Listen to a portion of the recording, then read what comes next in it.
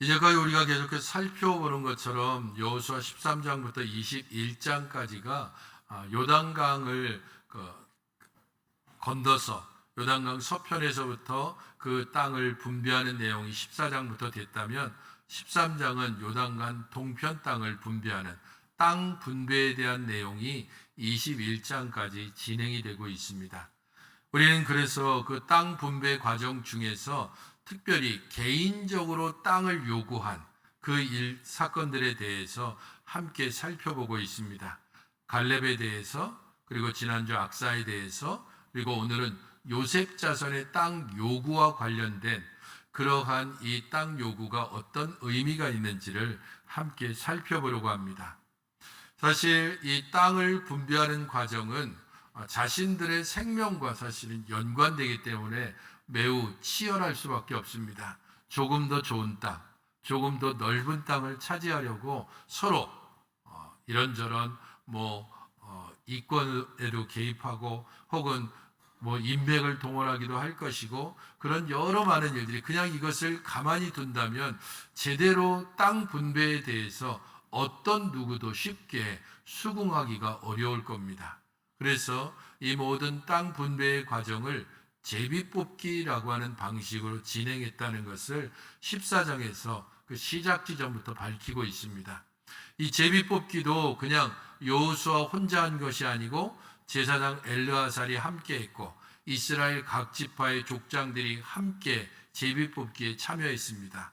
그렇기 때문에 땅을 분배하는 과정에서 어느 지파가 어느 땅을 얻었는가 하는 것은 순전히 제비뽑기에 의한 것, 곧 하나님께서 그 땅을 그렇게 그들에게 주셨다라는 것을 모든 지파가 수긍하고 받아들이는 그런 과정들을 겪고 있습니다.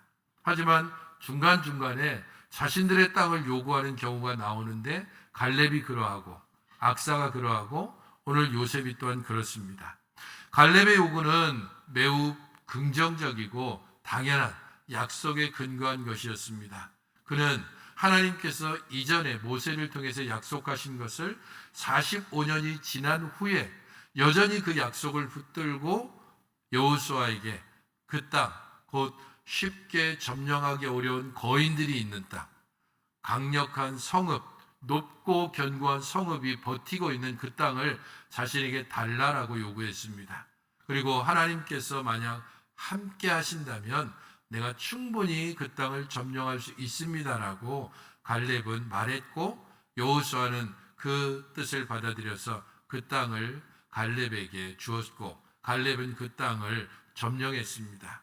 그 뒤에 나오는 게 갈렙의 딸인 악사의 땅 요구 관련된 내용이고, 우리는 지난주에 그 내용을 살펴보면서 악사도 약속에 따라서 그 땅을 요구하고 있지만 살짝 약간 부정적인 그러한 내용들이 들어있다는 것을 함께 살펴봤습니다. 약속에 따라서 개인이 나에게 이 땅을 주십시오, 그래서 윗셈과 아랫셈도 요구하는 그런 과정에서 살짝 개인의 욕심이 시작됐다는 것을 알 수 있습니다. 그렇게 악사의 땅 요구가 개인의 욕심이었다면, 그리고 그 부분이 조금은 숨겨진 상태에서 부정적으로 나타나고 있다면, 오늘 우리가 살펴보는 요셉 족속의 땅 요구, 이거는 개인이 아니라 한 집단, 공동체가 여호수아에게 나와서 자신들의 땅을 요구하고 있고, 그리고 아예 드러내놓고 이제는 부정적인 부분이 아예 분명히 드러나고 있는 것을 볼 수 있습니다. 이 내용들을 우리가 살펴보면서 우리는 이렇게 생각해 볼 수 있습니다.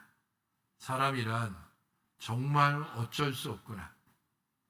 우리 안에 있는 죄악은 아무리 은혜를 받고 아무리 하나님께서 채워주신다고 할지라도 우리의 욕심과 탐욕을 결코 이길 수 없다는 것을 우리는 다시 한번 깨닫게 되는 것입니다. 얼마나 많은 땅을 주어야 만족할까요? 얼마나 많은 돈을 주어야 우리의 욕심이 만족하다라고 그렇게 말할 수 있을까요? 요셉 자손이 여호수아에게 나와서 땅을 요구하는 이 장면을 보면서 우리가 우리 안에 있는 죄성을 이기는 것이 결코 쉽지 않다는 것을 다시 한번 깨닫게 되고, 하나님의 뜻에 순종하겠습니다라고 말은 하지만 이 삶이 하나님의 뜻에 순종하는 그러한 실제적인 모습을 보이는 것과는 얼마나 말과 행동에 그 거리가 있는가 하는 것을 우리는 생각할 수밖에 없는 것입니다. 그 부분을 생각하며 우리는 함께 이 부분을 살펴보겠습니다. 14절을 같이 한번 읽어보시기 바랍니다. 14절입니다. 시작.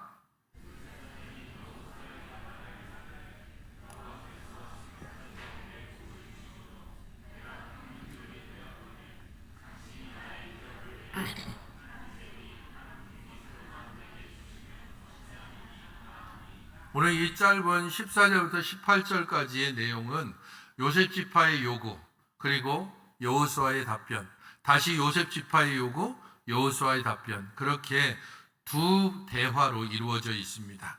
첫 번째 대화는 14절과 15절인데 요셉 자손이 나와서 여호수아에게 말하는 이 내용을 살펴보면 불평으로 가득 차 있다는 것을 충분히 볼 수 있습니다. 어찌함이니까 라고 말하는 그 자체가 우리를 이렇게 대우하는 게 합당합니까? 라고 하는 불평의 내용을 담고 있기 때문입니다. 그래서 이 첫 번째 대화는 요셉 자손의 첫 번째 불평, 왜 우리를 이렇게 대접하는 겁니까? 라고 하는 이 질문에 대해서 여호수아가 답변하는 내용입니다. 그들이 여호수아에게 불평하는 내용은 두 가지입니다. 여호와께서 복을 주셔서 우리에게 큰 민족이 되었습니다. 우리가 이렇게 큰 민족이 됐다라고 하는 이 말에는 자기 지파에 대한 자부심이 들어 있습니다. 큰 민족이 됐다라고 하는 것은 1차적으로는 우리가 숫자가 많습니다 라고 하는 내용이 있지만, 또 다른 측면에서는 우리는 능력이 많습니다 라고 하는 자기 집단에 대한 자부심이 여기에 함께 포함되어 있습니다. 자부심이라고 하는 것이 긍정적으로 작용하면 전체에게 아주 유익하지만, 자부심이 부정적으로 작용하면 어떻게 될까요? 사람들 사이에 비교, 그리고 누군가를 찍어 누르는 그러한 결과를 보일 수밖에 없습니다. 그런 면에서 지금 요셉 자손이 우리가 큰 민족입니다 라고 말하는 것은 다른 지파들과 비교해서 우리가 얼마나 숫자가 많고 능력이 많은가라고 하는 그러한 부정적인 의미에서 큰 민족이다라고 지금 이야기합니다. 우리가 이렇게 큰 민족이 된 게 여호와께서 복 주셔서 된 것인데 당신은 왜 우리를 이렇게밖에 대우하지 않습니까? 라고 따져 묻고 있습니다. 그들의 이 따져 묻는 것이 정말 합당할까? 요즘 뉴스에서 어떤 기사가 나오면 이 기사가 사실인가 아닌가를 체크하는 게 있죠. 그걸 뭐라 그러죠? 팩트체크. 사실이 맞는가라는 부분을 체크하는 부분입니다. 그들의 불평은 정말 사실이 맞을까? 팩트체크로 들어가면 이렇습니다. 므낫세 지파 그리고 에브라임 지파, 이 두 지파로 구성된 요셉 자손, 그들의 숫자가 얼마였을까? 그 기준은 민수기에서 행했던 두 번째 인구조사, 곧 요단 동편 땅에서 그 지파의 구성원들을 다 조사했던 지파 인구를 비교해 보면 압니다. 므낫세 지파는 52,700명, 에브라임 지파는 32,500명입니다. 둘을 합치면 거의 84,000명 정도가 되죠. 근데 팩트체크라고 하는 게 어떤 숫자가 딱 나오면 그 숫자에 함정이 있느냐 없느냐를 따져야 됩니다. 그냥 우리는 8만 명이 넘어라고 얘기하는데 진짜? 이러면서 따져보면 요단 동편에서 어땠죠? 므낫세 반지파가 이미 땅을 받았습니다. 거기에 거의 상당수의 므낫세 지파 사람들이 남았습니다. 그렇기 때문에 실제적으로 에브라임 한 절반 정도가 남았다라고 본다면 지금 요단 서편에서 에브라임 지파와 므낫세 지파가 받을 수 있는 그 숫자는 어느 정도인가 하면 므낫세 반지파라고 본다면 대체로 한 5만 명 정도밖에 되지 않습니다. 이렇게 본다면 약 5만 명 정도를 가지고서 우리는 큰 민족입니다라고 이야기하는 겁니다. 이게 사실이 맞나? 그렇지 않습니다. 왜냐하면 유다 지파, 곧 요단 서편에서 땅을 분배받은 지파들 중에 유다 지파는 76,500명, 단 지파는 64,400명, 이사갈 지파 64,300명, 스불론 지파 65,500명. 6만 명이 넘는 지파만 해도 무려 4지파에 이릅니다. 그렇다면 그들이 받은 땅은 어떨까요? 지도를 보시면 이렇습니다. 저 지도에 보시면 파란색으로 칠해진 곳 있죠. 그게 바로 므낫세와 에브라임 지파가 받은 땅입니다. 전체적으로 본다면 요단 동편과 서편을 다 합치더라도 전체적으로 약 4분의 1 정도의 땅을 두 지파가 지금 받았습니다. 이걸 가지고도 지금 작습니다. 우리 좁습니다라고 지금 얘기하고 있는 겁니다. 그에 비하면 그들보다 지금 많은 곧 요단 서편만 통해 봤을 때 유다 지파, 단 지파, 이사갈 지파, 스불론 지파 빨간색으로 칠한 곳 있죠. 거기가 지금 이 지파들이 받은 땅입니다. 단 지파는 아래와 위쪽에 둘 다 합해도 지금 므낫세 지파가 받은 땅보다 거의 한 4분의 1 정도밖에 안 됩니다. 스불론, 이사갈 지파가 받은 땅을 본다면 너무나 작습니다.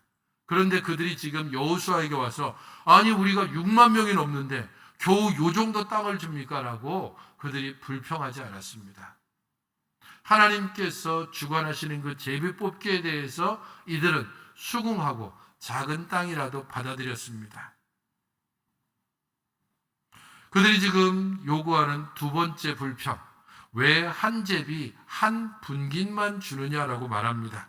우리는 두 지파의 몫을 받을 권리가 있다라고 주장하는 겁니다. 요단 서편 땅 분배를 시작하는 여호수아 14장을 보게 되면 14장 4절에 이는 요셉의 자손이 므낫세와 에브라임 두 지파가 되었다라고 말합니다. 두 지파가 되었고 두 지파의 몫을 떼어줬습니다. 그런데 지금 그들은 한 지파, 한 제비, 한 분깃이라고 말합니다. 그들이 지금 받은 땅을 지도로만 보십시오. 요단 서편의 중부지대, 가장 비옥한 곳입니다. 여기에는 산지들이 있긴 하지만 별로 높지도 않습니다. 그리고 그 땅을 보게 되면 가장 비옥하고 좋은 땅이라는 것을 알 수 있습니다. 그런데 그들은 제비 뽑기를 해서 받은 이 땅을 우리가 겨우 한 몫만 받았으니까 두 몫을 달라고 그렇게 요구하는 것입니다. 특별히 14절을 잘 보십시오. 뭐라고 얘기하고 있습니까?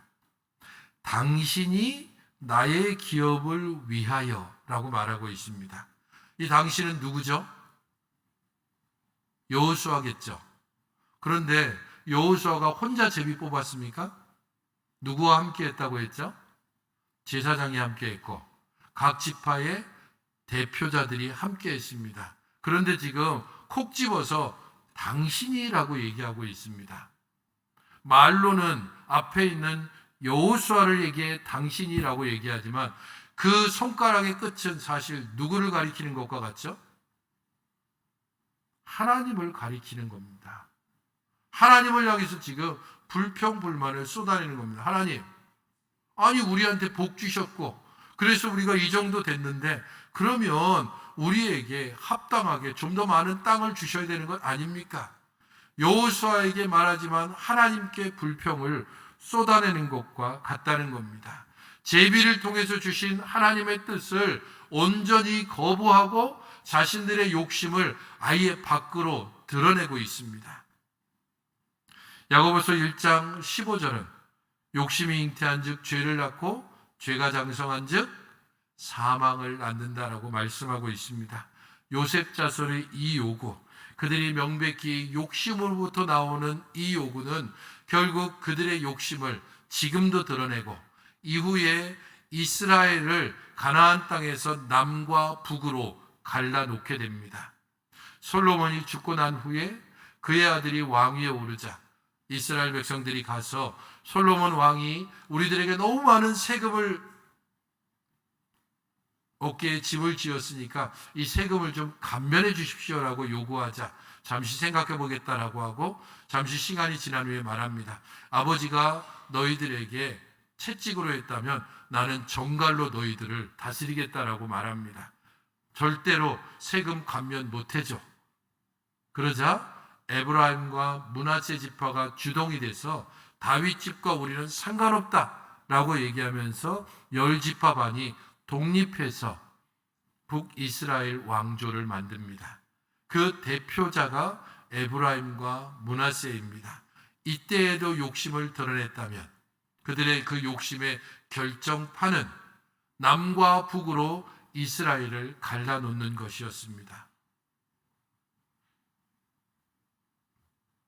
그 북이스라엘에는 총 19명의 왕들이 있었는데 이 19명의 왕들에 대하여서 성경이 평가하는 내용은 이렇습니다.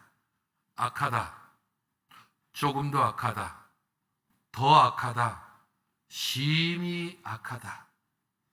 북이스라엘의 19명의 왕들, 그 모든 왕들에 대해서 성경은 악하다라고 평가하고 있습니다. 에브라임과 므낫세의 욕심은 그렇게 악한 것으로 판명났고 결국에는 722년 아수르에 의해서 멸망당함으로 끝나고 말았습니다. 여호수아가 그들의 욕심의 소리를 듣고 나서 뭐라고 얘기하고 있습니까? 내가 큰 민족이 되므로 에브라임 산지가 내게 너무 좁을진대 브리스 족속과 르바임 족속의 땅 삼림에 올라가서 스스로 개척하라. 그들의 첫 번째 불평상, 우리가 큰 민족이다 라고 말하는 것에 대해서 여호수아는 인정, 그렇게 말하고 있는 겁니다. 15절에 너는 큰 민족이 되므로, 17절의 두 번째 대화에서도 네가 큰 민족이여라고 분명히 말합니다.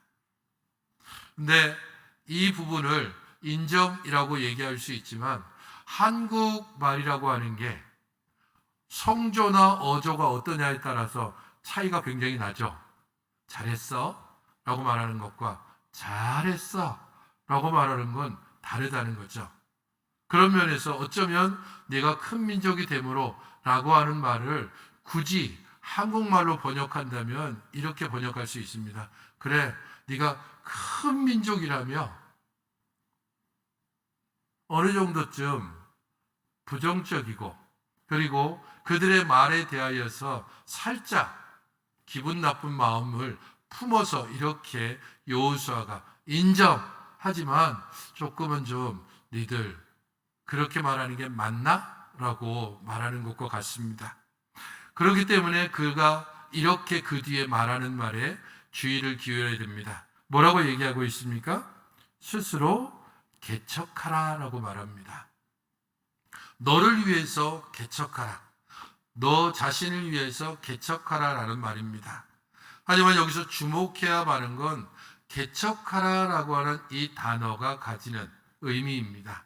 개척하라 라고 하는 이 단어는 언제 등장하고 있냐 하면 구약성경 창세기 1장 1절에 등장하는 단어입니다. 태초에 하나님이 천지를 창조하시니라 라고 했을 때 그 창조라는 단어가 이 개척하라라는 단어입니다.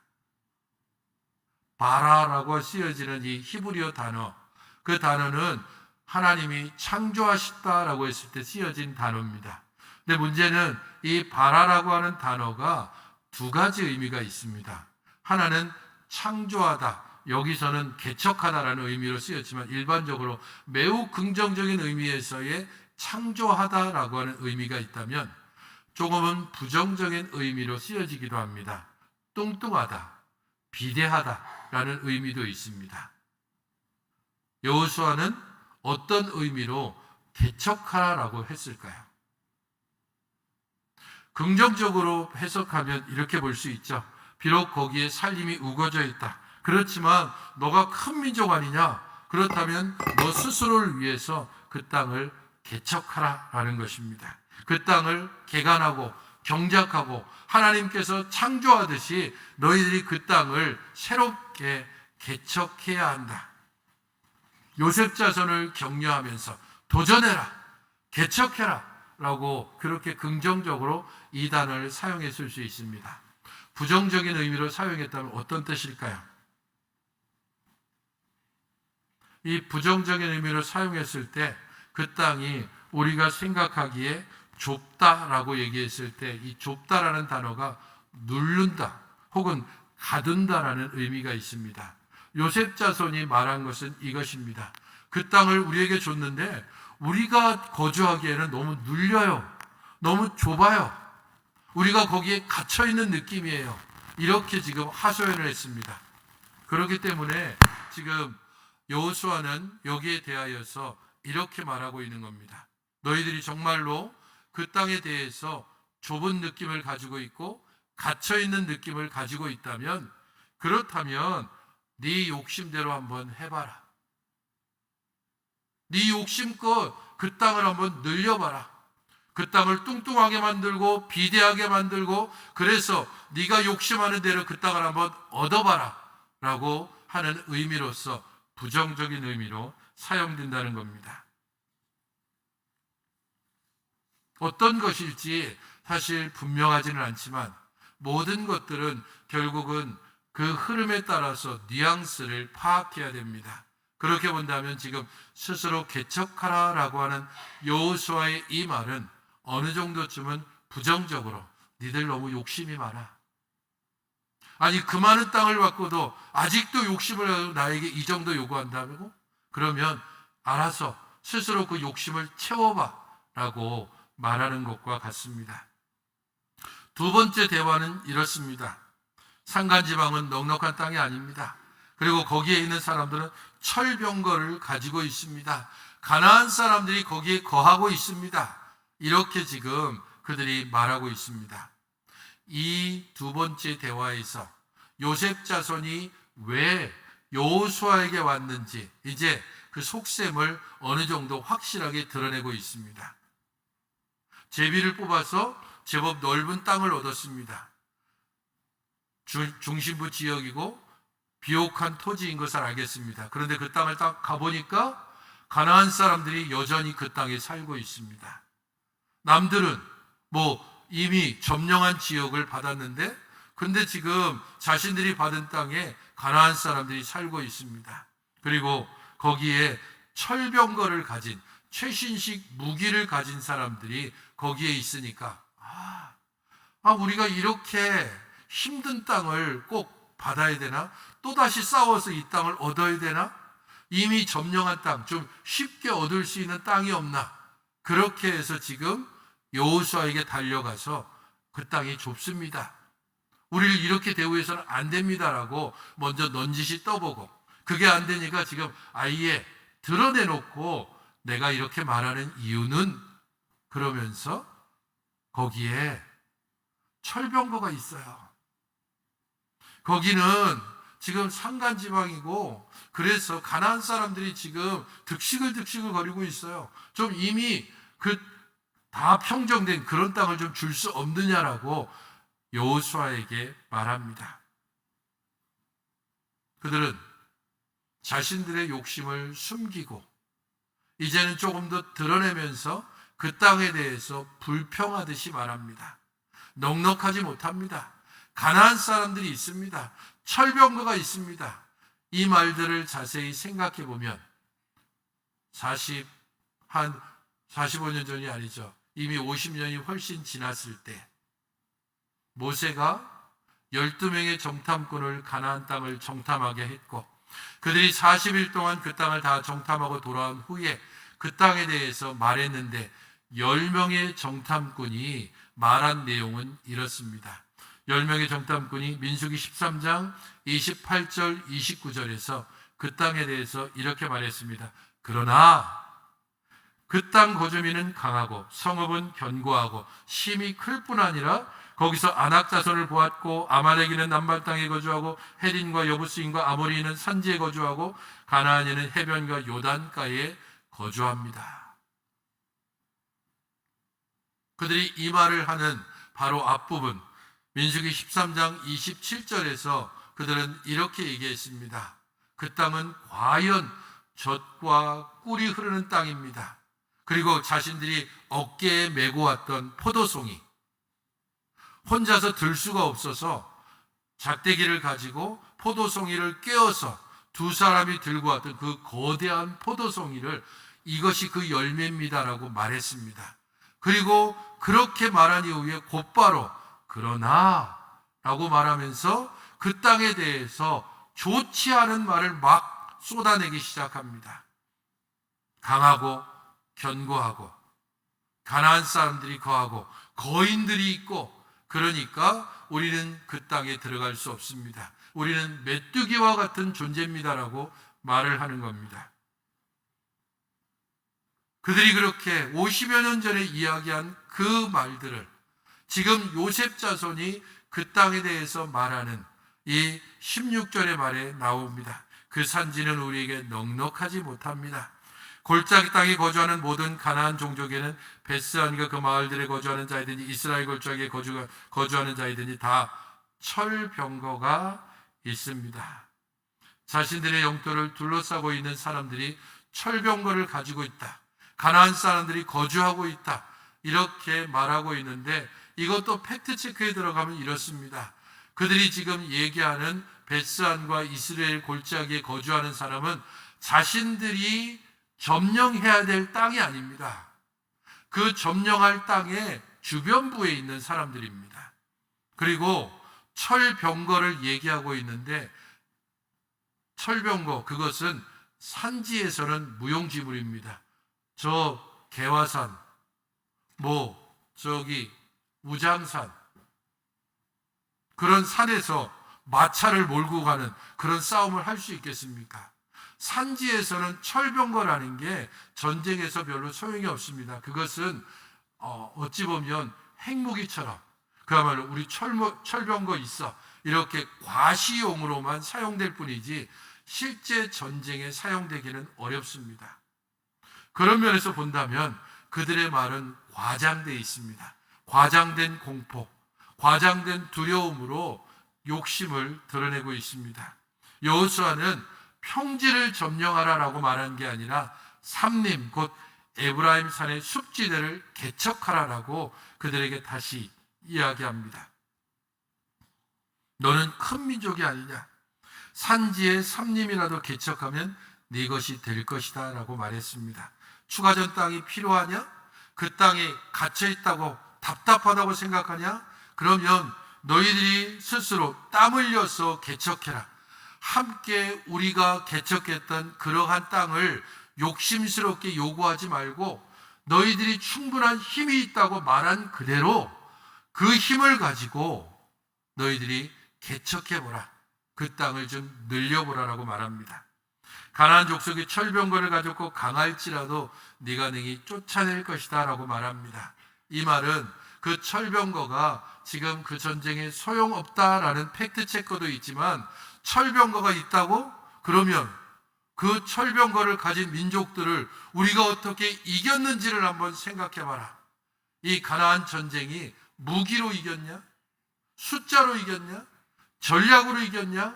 그렇지 않다는 겁니다. 만군의 여호와께서 우리와 함께 하셨기 때문에 만군의 여호와께서 이 전쟁을 앞서가셨기 때문에 하나님께서 약속하신 땅을 우리에 주시겠다고 했고 그 약속을 따라서 우리에게 이 전쟁을 이기게 하셨기에 이 전쟁에서 승리한 것처럼 너희들도 하나님의 약속을 믿고 하나님의 약속을 신뢰하며 나아간다면 비록 철병거가 있다고 할지라도 그 땅을 이겨갈 수 있을 것이다. 그 땅의 모든 것들을 너희들이 충분히 이기고 그 땅의 모든 것들에 대하여서 정복할 수 있을 것이다라고 말씀하고 있는 것입니다. 성도 여러분, 유다 지파의 갈렙이 그러했습니다. 강력한 아낙 자손, 견고한 성읍이 있었던 그때에 이스라엘 백성들이 두려워하는 그 땅에 갈렙은 그 땅을 요구했고 그 땅을 받았습니다. 그리고 그 땅을 정복했던 역사를 우리는 이미 함께 살펴봤습니다. 갈렙이 용사였기 때문에 가능했을까요? 갈렙이 여호수아에게 나와서 말했지 않습니까? 혹시나 여호와께서 함께 하신다면, 혹시나 여호와께서 함께 하시면 그러면 우리가 이 전쟁을 이길 수 있다라고 말하는 것입니다. 성도 여러분, 우리가 주의 백성이 된 이후로 지금도 여전히 하나님을 아버지라고 고백하고 예수님을 우리의 구세주라고 고백하는 그때 우리 힘으로 살고 있습니까? 하나님의 은혜로 살고 있습니까? 우리를 의지해서 살고 있습니까? 하나님을 여전히 의지하는 매일매일의 삶을 살고 있습니까? 무기가 있어야만 이긴다고 말할 수 있습니까? 숫자가 많아야 이길 수 있다고 그렇게 말하고 있습니까? 그 숫자와 무기는 중요하지 않다라고 역사가 증명해주고, 그리고 신앙의 모든 선배들이 증명해왔습니다. 요셉 자손은 하나님의 은혜를 너무 가볍게 여겼습니다. 하나님께서 함께 하신다는 것을 너무 쉽게 자신의 욕심으로 뒤집어 엎었습니다. 성도 여러분, 욕심이 우리를 붙잡기 시작하면 말씀도 눈에 들어오지 않습니다. 욕심이 우리 가슴 속을 지배하기 시작하면 하나님의 말씀을 점점 몰아내고 하나님의 약속을 점점 의심하게 만들고 현실이 더 커 보이도록 우리들의 현실이 우리들을 둘러엎을 것처럼 그렇게 두려움을 우리에게 더욱더 가중시킵니다. 그러므로 성도 여러분, 하나님의 약속을 믿고 온전히 그 가운데 행하십시오. 하나님의 말씀을 순종하며 그 순종함으로 새 힘을 얻으시기 바랍니다. 우리에게 주시는 말씀은 그저 예전에 기록된 문자가 아니라 지금도 여전히 살아있고 우리 가운데 역사하며 우리에게 능력을 주며 우리에게 힘을 주며 우리를 변화시키며 우리를 새롭게 하는 말씀의 능력이 있습니다. 히브리서에서 말하는 것처럼 하나님의 말씀에 능력이 있고 우리를 찔러 쪼개고 그래서 우리로 하여금 산물의 모든 것을 드러나게 합니다. 여호수아의 이 권면과 명령, 어찌 보면 꾸짖음, 결국은 그 말을 듣고 요셉 자손이 물러났습니다. 18절 이후에 그들이 어떻게 행했는지 기록으로 남겨지지 않지만 사사기 17장 이후에 보면 에브라임 지파의 사람들이 에브라임 산지에 거주하고 그 땅을 차지하고 있는 것을 알 수 있습니다. 어찌 보면 욕심으로 다가왔지만 결국엔 이 말씀을 듣고 욕심을 뉘우쳤는지 어쨌는지는 알 수 없지만 적어도 그 땅을 차지한 모습을 우리는 성경을 통해서 확인합니다. 말씀은 능력이 있습니다. 말씀은 힘이 있습니다. 이 말씀이 우리를 움직이고 우리를 새롭게 하고 우리를 변화시키고 우리를 하나님의 백성으로 온전히 세워가게 하는 것입니다. 말씀에 순종할 때 변화를 볼 수 있고 말씀에 순종할 때 우리의 바뀌지 않는 미래를, 답답했던 현실을 뛰어넘어 하나님의 은혜 가운데 거할 수 있는 것입니다. 요셉 자손의 이 요구를 보며 하나님께서 여호수아를 통해서 주신 그 권면과 꾸지람이 어떻게 현실 가운데 이루어졌는가를 보며 우리의 한 주간이 하나님 말씀을 듣는 귀를 열어주시고 말씀을 깨닫는 마음을 더욱더 온전케 하여 주셔서 하나님의 말씀이 나의 가운데 뿌리 내려지고 그것 가운데서 온전히 열매 맺는 삶을 살아갈 수 있도록, 그리하여 말씀을 통해 힘을 얻고 말씀을 통해 새로워지고 변화되어지는 그런 놀라운 말씀의 역사를 이번 한 주간 경험하고 전하고 온전히 고백하는 그런 믿음의 한 주간이 되게 해달라고, 그렇게 고백하며 살아가시는, 경험하며 살아가시는 여러분들이 되시기를 주님의 이름으로 축원드립니다. 함께 기도하겠습니다. 우리 아버지 하나님, 저희들 주의 은혜와 말씀과 사랑 가운데 온전히 붙드시고 인도하여 주셔서 하나님 우리에게 명하시고 말씀하시는 대로 살게 하시고 그 뜻을 따라 행하게 하여 주시옵소서. 연약한 저희들을 우리 주님께서 온전히 붙잡아 주셔서 하나님의 백성으로서 하나님의 말씀과 약속을 따라 온전히 살아가게 하여 주시옵소서. 예수님의 이름으로 기도하옵나이다. 아멘.